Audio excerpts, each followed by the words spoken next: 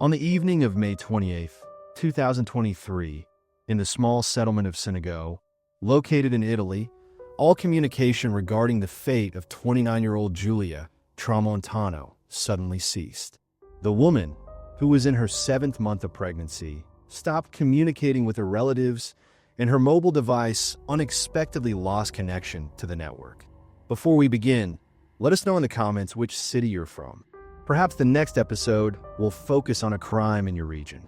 The first to report Giulia's disappearance to the authorities was her cohabitant, Alessandro Impalantone. According to his testimony, after finishing his workday and returning home, he found their residence empty and had no assumptions about his partner's possible whereabouts. From the very first hours of the investigation, the case presented numerous atypical circumstances. The home of the missing woman contained the majority of her personal belongings, and her planned activities did not indicate any intention to leave her place of residence voluntarily. During the collection of data regarding the victim's last actions, investigators encountered additional alarming facts. On the eve of her disappearance, Giulia sent text messages to her mother, Loredani, and a close friend, in which she described a serious conflict with Alessandro. The messages testified to significant emotional stress and mental anguish. Yet the main question remained unanswered. What truly happened that evening, which became the last in Giulia's life? If she did indeed leave the residence on her own, why was her presence not recorded by any witnesses from that moment onward? Over the following days, the investigation gradually revealed a complex system of false testimonies, which ultimately led to a horrifying truth. Giulia Tramontano was born on May 2nd, 1994, in the small town of Sant'Animo, located in the Neapolitan province. She was raised in an atmosphere of family harmony, constant support, and emotional warmth. From an early age, her parents fostered independence and self-confidence in the girl. Despite their progressive views on upbringing, family values remained the fundamental basis of their household, and her parents' home always served as a place where Giulia could seek advice and emotional support. At her local educational institution, Giulia demonstrated excellent results in the humanities. She had a particular interest in the real estate sector. She was fascinated by architectural solutions, investment aspects, and the prospect of a professional career as a real estate agent. After completing her secondary education, she continued her studies in her chosen field, quickly mastering professional skills thanks to her analytical thinking and developed communication abilities. By the age of 25, she had established a stable professional reputation in the industry. However, her achievements did not satisfy Giulia's ambitions. She aspired to a life in a metropolis with expanded opportunities for self-realization. In her 26th year of life, her career achievements in her hometown reached a certain limit. While working at a real estate agency, she realized the limitations of the local market.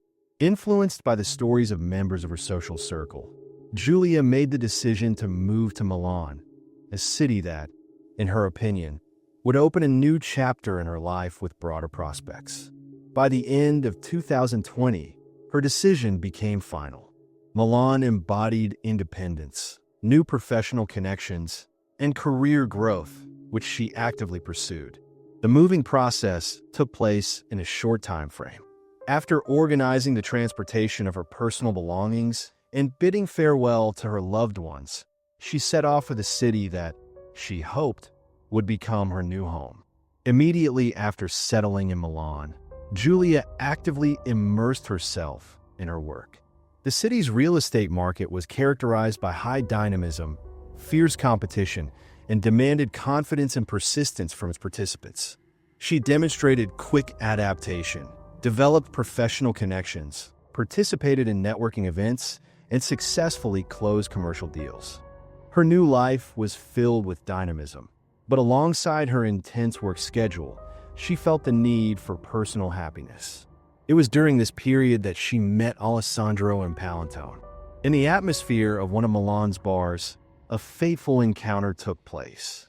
A A celebration of a successful professional deal with colleagues led Giulia to the establishment, where Alessandro worked as a bartender in the prestigious lounge area of a five-star hotel complex. Being a year older than Giulia, the man demonstrated exceptional communication skills, effortlessly establishing contact with various types of patrons. Alessandro's self-assurance and magnetic charisma made a deep impression on Giulia. In his presence, she felt the possibility of temporarily abstracting from her professional workload, fully focusing on the moment. The initial period of their relationship was characterized by carefreeness and simplicity. Their leisure time was filled with gastronomic discoveries in the city's restaurants, nighttime walks through the streets, and discussions of life prospects. Alessandro revealed that he had a son from a previous relationship, but categorically assured Giulia that the past chapter was closed and that he was striving for a stable future.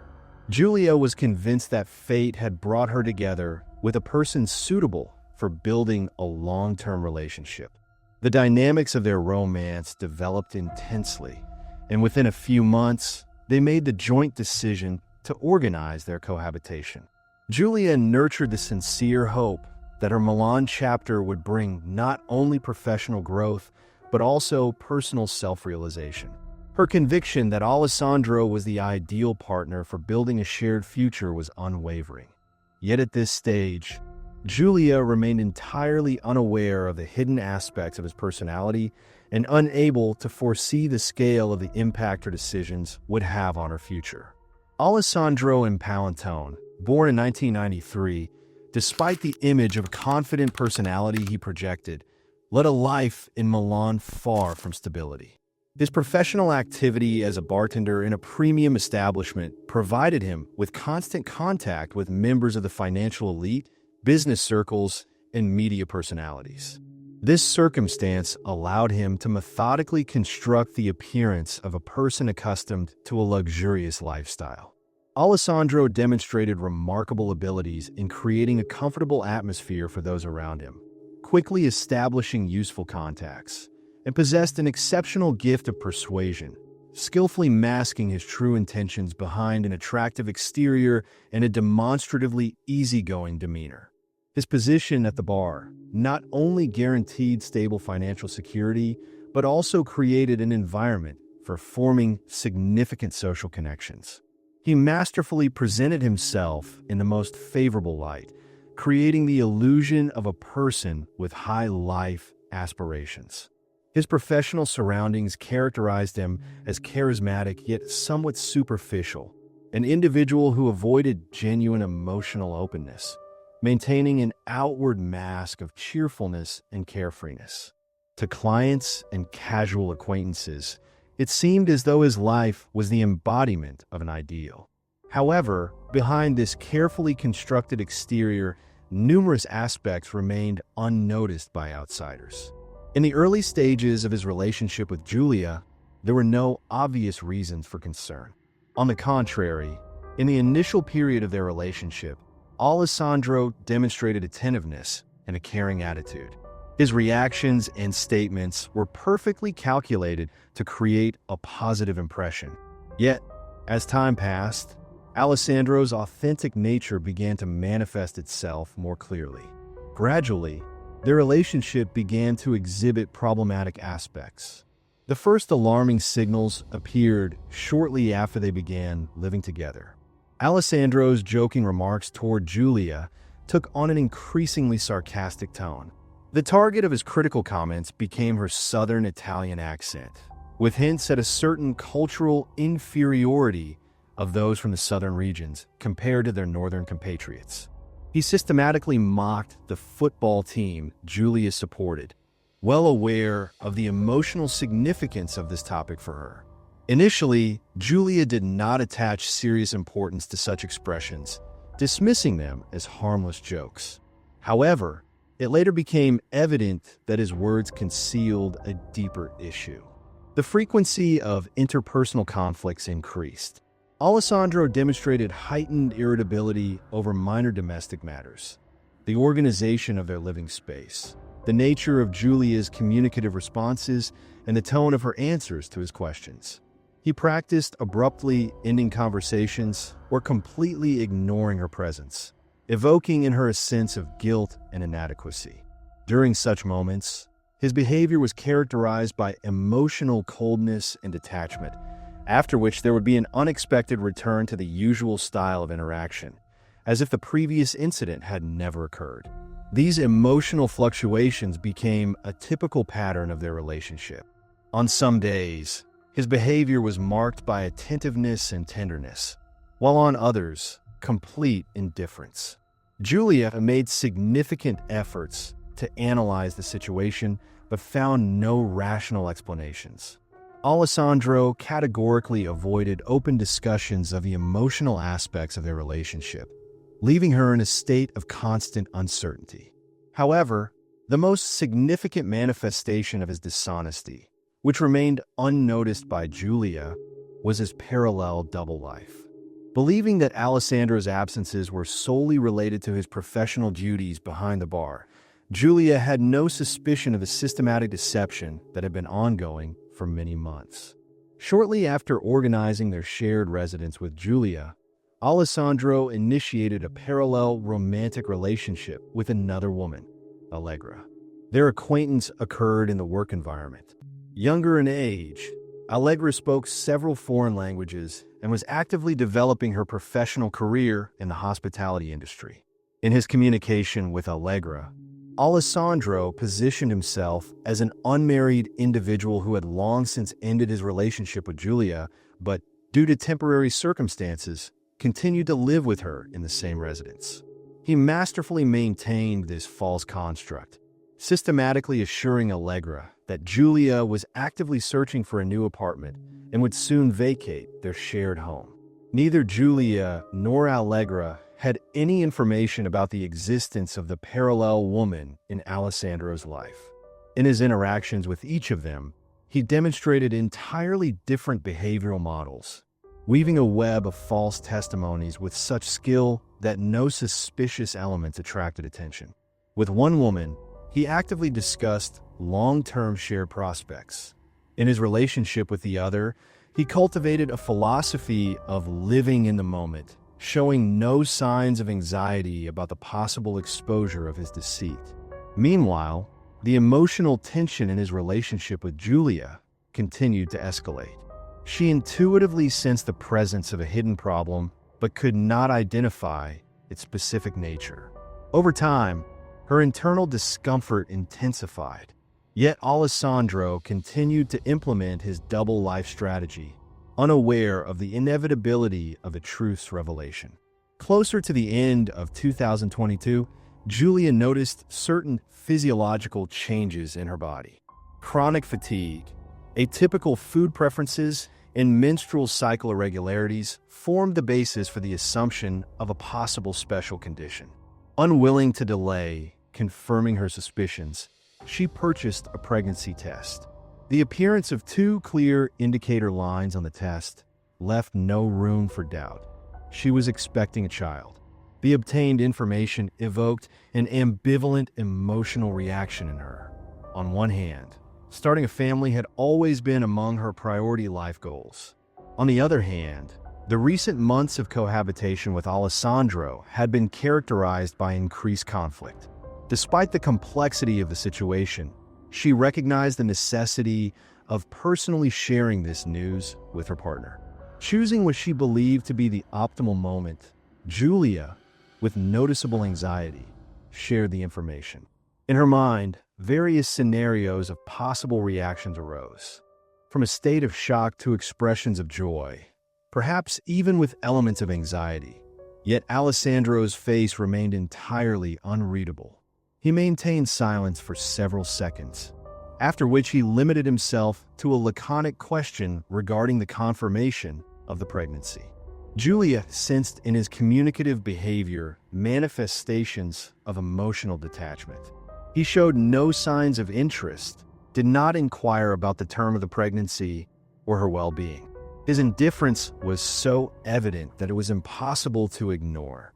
Over the following days, he categorically avoided returning to the topic. There were no discussions of the future, no signs of interest in planning visits to medical specialists.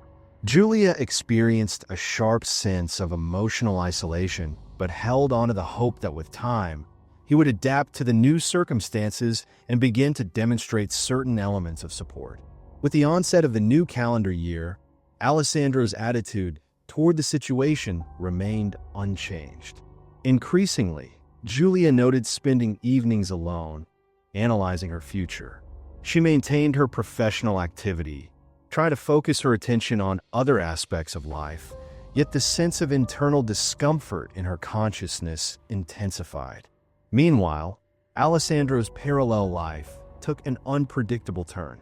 At the beginning of 2023, he received information that his alternative partner, Allegra, was also in a state of pregnancy.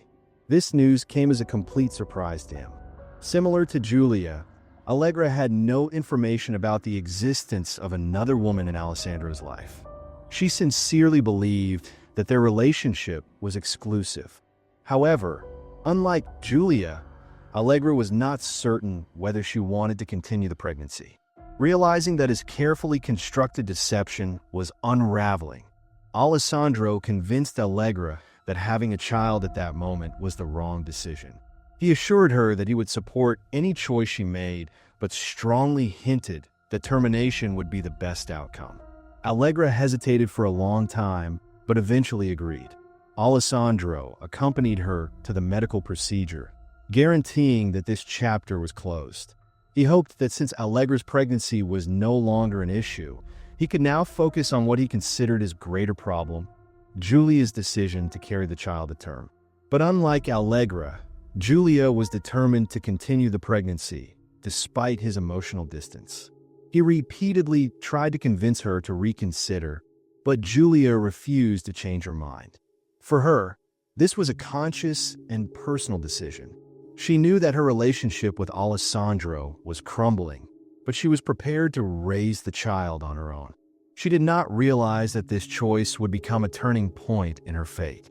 After Giulia refused to terminate the pregnancy, Alessandro understood that he was losing control of the situation. Her firm decision disrupted his plans and forced him to seek another way to free himself from what he saw as a problem.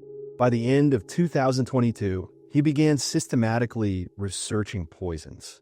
He searched the internet for ways to cause harm without raising suspicion, analyzing which substances were effective and difficult to detect. His research covered chemical compounds found in household products, plant-based toxins, and even highly dangerous substances like ricin and cyanide. However, most of the options he found were either too difficult to obtain or left clear traces in the body.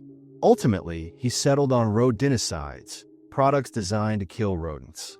They were widely available over the counter and did not raise any alarms. He also found information suggesting that certain types acted slowly, causing internal bleeding, weakness, and anemia, symptoms that could easily be mistaken for pregnancy complications. At the beginning of 2023, Alessandro began implementing his plan. He started adding small amounts of the poisonous substance to Giulia's food and drinks, hoping her health would gradually deteriorate. Within a few weeks, she began experiencing unusual symptoms: constant exhaustion, dizziness, nausea, and sharp abdominal pain. Giulia told her friends about how unwell she felt, but assumed it was just part of the pregnancy. She had no idea that something far more sinister was happening. Alessandro closely monitored her condition, expecting the effects to intensify, but the poison did not work as quickly as he had hoped. Frustrated, he continued searching for ways to increase its effectiveness, but the results remained unsatisfactory. Giulia was still unwell, but her body was fighting, and the pregnancy was progressing. This infuriated Alessandro. His initial plan had failed, and now he was forced to seek another solution. Alessandro was used to controlling the situation. He carefully maintained his lies, knowing exactly what to say and how to convince each woman of his version of reality. Giulia believed he was simply going through a difficult period and that with time, he would come to terms with the pregnancy. On the other hand, Allegra was convinced that his past relationship had long ended, but one misstep shattered his carefully constructed illusion. The first red flag for Allegra was how uneasy Alessandro became whenever the topic of his past was brought up. He avoided discussing his life before their meeting, never shared his social media, and never mentioned his ex. At first, this did not seem suspicious, but over time, inconsistencies began to accumulate. The real turning point came when she accidentally saw photos on his phone, recent pictures of him with Giulia. The way they looked at each other, the closeness between them, made it clear that their relationship was far from over. Allegra did not want to jump to conclusions. Instead, she began paying more attention, mentally taking notes. He often went out in the evenings, claiming to be working late, but his colleagues at the hotel recalled that he left early. Sometimes he did not answer phone calls, later making excuses that did not quite add up. When Allegra finally confronted him about the photos, Alessandro did not miss a beat. His reaction was immediate. He claimed that Giulia could not accept their breakup and was deliberately spreading these photos to manipulate him with guilt. Allegra wanted to believe him, but something about his explanation felt off. She began asking new questions, and his answers became increasingly unconvincing. Feeling that he was losing control, Alessandro abruptly changed tactics. He claimed that Giulia was not just refusing to move on. She was actually faking her pregnancy in a desperate attempt to keep him. Now he tried to convince Allegra that there was no child at all, but his desperation only fueled her suspicions. In a final attempt to confirm his lies, Alessandro went so far as to fabricate a DNA test. He altered a file he downloaded from the internet, presenting it as proof that he had no connection to the child. Allegra initially accepted this version of events, but her doubts remained. She could not shake the feeling that there was still something she did not know. A few days later, she decided to find out for herself. While Alessandro was asleep, she took his phone, found Giulia's number, and sent her a message. The response came almost instantly. Giulia did not seem like a woman consumed by revenge. On the contrary, she also wanted answers. The next day, Allegra suggested they meet in person. Both women understood that this conversation would change everything. Their meeting took place at the hotel where Allegra worked. They agreed on a time in advance, both feeling a mix of tension and determination. Allegra still did not know the full extent of Alessandro's deception, and Giulia could not believe that the man with whom she had planned a future was leading a double life. The conversation began cautiously. Allegra spoke first, sharing what she had discovered. She told Giulia how Alessandro had assured her that his past relationship was completely over. Then she mentioned the so-called DNA test, which supposedly proved that the child was not his. Giulia listened attentively. When Allegra finished speaking, Giulia calmly stated that the test was fake. She had never suggested doing any tests, and the timing of her pregnancy perfectly aligned with their relationship.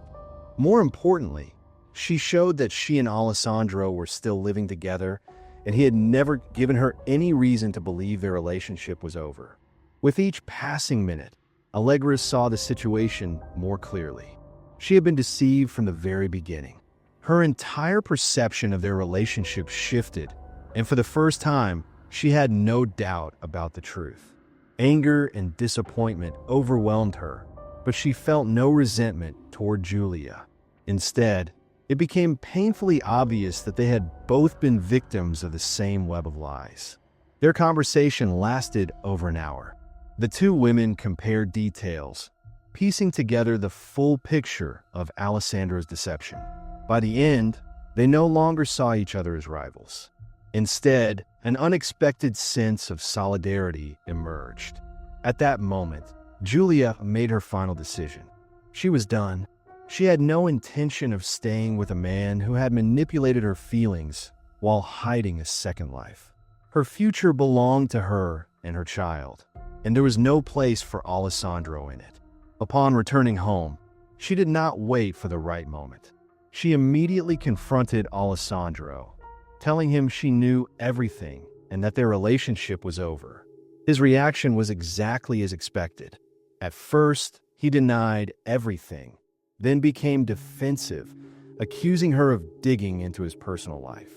But Giulia did not listen to his excuses.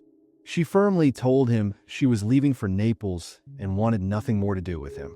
That evening, she texted her mother and sister, explaining her decision. They fully supported her, offering to help in any way they could. Giulia reassured them, saying she first needed to take care of some things in Milan, but would return home in a few days. She did not know that this night would be her last. After their conversation, Alessandro realized he had lost control. Everything he had hidden was now exposed. Giulia knew the truth about his double life, his lies, and his manipulations. She no longer believed him, would not listen to him, and had firmly decided to leave. Her calmness enraged him. He could not understand how he had ended up in a situation where his deception had been uncovered, leaving him powerless. He felt he was losing not only control over Giulia, but also his carefully crafted image. If she told anyone else, his entire life could fall apart. That day, the tension between them reached its peak. Giulia ignored all of Alessandro's attempts to speak. She continued packing her belongings, showing no emotion. Her silence only further enraged him. Alessandro tried to convince her that she was making a mistake, that he loved her, that she needed to reconsider her thoughts. But Giulia did not respond. His frustration grew. He raised his voice, desperately wanting a response, but she refused to argue. When he realized her decision was final, he was overcome with uncontrollable rage. He grabbed a knife from the counter and, in a blind fury, struck. Giulia did not have time to react. The attack was sudden, precise, but it was not enough to make him stop. He continued, driven by panic and the fear of exposure. Losing all sense of restraint, he inflicted 37 stab wounds. Alessandro stood over her body, staring at the reality of what he had just done. Now he needed to dispose of the evidence. He could not leave everything as it was. He knew blood left traces. He understood that simply hiding the body would not be enough. He dragged her to the bathroom, doused her with alcohol, and set her on fire, hoping it would erase the evidence. But the flames did not do what he expected. The fire left burns, but did not destroy the remains. Panic set in. He had no plan. He grabbed rags, cleaning supplies, and began scrubbing the blood from the floor, walls, and furniture. He scrubbed and scrubbed, but the stains did not completely disappear. The apartment still looked like a crime scene. He realized he could not erase all traces of what had happened. But despite this, he was convinced he could find a way to avoid responsibility. He did not yet realize that investigators would soon gather all the evidence and expose his guilt.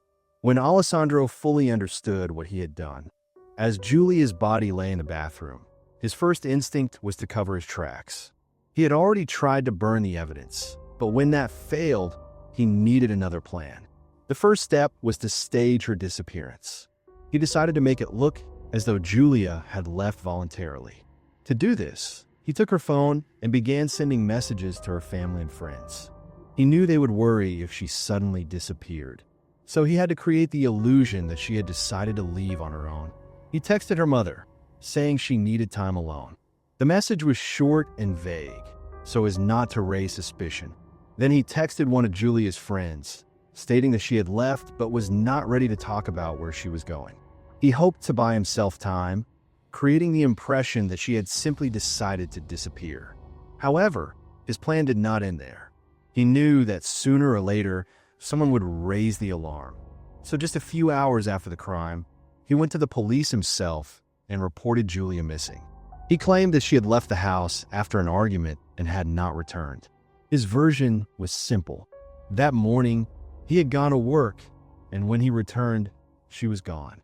He deliberately added details to make his story sound convincing.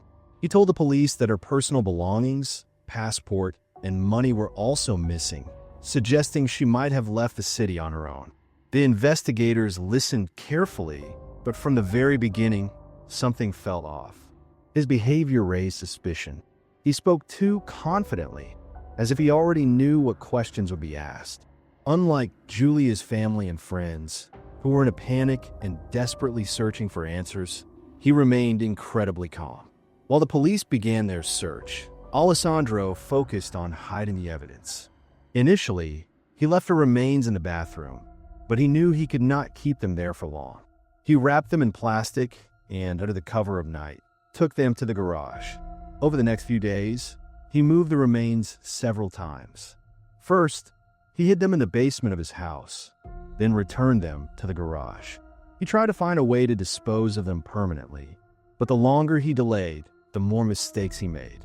The investigators began checking his testimony, questioning neighbors, and looking for inconsistencies. Although he believed he still had control of the situation, law enforcement was already closing in on him.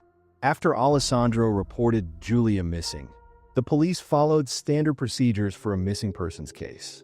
But the first serious lead came when forensic experts found traces of blood in his car. Despite his efforts to clean it, modern forensic technology allowed investigators to identify biological evidence. A rapid analysis confirmed that the blood belonged to Giulia. The second piece of evidence was found in the common areas of their apartment building. On the stairs and in the hallway, there were faint reddish stains, initially resembling dust or spilled liquid. However, chemical analysis revealed that they were traces of partially clean blood. The investigators also noted Alessandro's unusual behavior. Unlike most people whose loved ones go missing, he did not show genuine concern. He did not reach out to Giulia's family for help in finding her, nor did he actively participate in spreading information about her disappearance. He simply went through the formalities required to report a missing person. Nothing more, which raised additional suspicions. The key breakthrough in the case came when detectives examined his electronic devices. They seized his phone, computer, and tablet. What they found was shocking. First, they discovered search history from several months before the crime. He had searched for information on poisons, researched the effects of various toxins, and read articles on how to harm someone without being noticed. There were even searches asking why certain toxic substances might not work as intended. Another crucial piece of evidence was the fabricated DNA test he had shown to Allegra. Forensic experts confirmed that the document had been altered, and the file had been downloaded from a website that allowed users to edit medical documents. The evidence was closing in on Alessandro. His version of events was falling apart. The investigators increased the pressure, pointing out inconsistencies one by one. At first, he stuck to his story, insisting he knew nothing. But with each interrogation, the police presented new facts he could not avoid. They showed him photos of the bloodstains, confronted him with his own search history, and called witnesses who had heard loud noises and screams from his apartment. The key breakthrough in the investigation came when authorities analyzed Alessandro's movements in the days following Giulia's disappearance. Surveillance camera footage showed that in the days after she went missing, he had entered the garage several times, carrying bags inside, and then returning empty-handed. Under the weight of the mounting evidence, Alessandro's story began to unravel. Eventually, he broke down and revealed the location where he had hidden her remains. On June 1st, 2023, the police discovered Giulia's body in an overgrown area near Senago. Forensic examination confirmed that the remains had been set on fire, but the process had been interrupted. Despite his attempts to cover his tracks, experts were able to determine the cause of death and gather final evidence of his involvement in the crime. The revelation of Giulia Tramontano's tragic fate shook Italy. In a country where gender-based crimes have long been a cause for serious concern, her case became yet another painful reminder of the danger posed by individuals who hide behind the mask of a caring partner. After Alessandro Impalantone's arrest, protests erupted across the country. Women took to the streets with signs demanding harsher punishment for crimes rooted in domestic violence. In Milan, Naples, Rome, and other cities, memorial marches were held, calling for systemic reforms to better protect those at risk. At one rally, Giulia's sister, Giulia Tramontano, spoke out, urging lawmakers to take action against the alarming frequency of cases where people do not face real consequences until it is too late. Meanwhile, forensic experts and investigators work to uncover the psychological profile of the perpetrator. Alessandro underwent a psychological evaluation, which revealed disturbing behavioral traits. Court-appointed psychiatrists concluded that he exhibited strong narcissistic tendencies. He showed no remorse for his actions, and his behavior during interrogations and court proceedings reflected a deeply ingrained egocentrism and a complete lack of empathy. He viewed others solely through the lens of his own interests, disregarding their emotions and experiences. His actions were entirely driven by the desire to protect his own reputation and maintain control over those around him. Any loss of control triggered an immediate and dangerous reaction. During the trial, Alessandro attempted to feign remorse, but his words convinced neither Giulia's family nor the public. He claimed that he did not understand how he could have done something so terrible, insisting that it was a moment of impulsive rage, something he did not fully realize he was doing. However, prosecutors presented compelling evidence. His internet searches on poisons, the attempted poisoning, the fabricated DNA test, and the false statement he made to the police. Each of these facts pointed to the premeditated nature of the crime. After his arrest and exposure, Allegra cooperated with the authorities. She handed over their messages, which showed how he had deceived both her and Giulia. She also testified about the fake DNA test and his repeated attempts to manipulate her. During the trial, Allegra appeared as a witness. Prosecutors called her to confirm key details: how Alessandro had concealed his double life, how he had lied about Giulia's pregnancy, and the excuses he had made as the truth began to unravel. According to those present in the courtroom, Allegra appeared deeply shaken. She realized that if she had not accidentally found those photos on his phone, the truth might have come out too late. During her testimony, she spoke of feeling guilty toward Giulia, though she understood that she, too, had been a victim of his deception. After the trial, Allegra refused to speak to journalists, avoided public statements, and tried to distance herself from the tragedy. Reports indicate that she later left Milan and moved to another city, hoping to rebuild her life away from the memories associated with the case. The court found Alessandro guilty of first-degree murder with aggravating circumstances. This included the cruelty of the crime, the prolonged emotional abuse of the victim, and his deliberate attempt to destroy evidence. He was sentenced to life in prison. In his closing statement, the judge emphasized that such crimes could not be justified by moments of lost control or temporary emotional distress. Alessandro's actions over several months demonstrated a clear and conscious intent to rid himself of Giulia. Her case became a tragic reminder of the danger posed by individuals who view their partners as property. But Giulia's story did not go unnoticed. It sparked outrage and became part of a broader movement to protect those who could still be saved. Thank you all for your attention. Your support is very important to me, and you can help my channel grow by hitting the like button, leaving a comment, and sharing this video. Your participation truly matters. Also, don't forget to subscribe to the Detective Brooks channel. See you soon.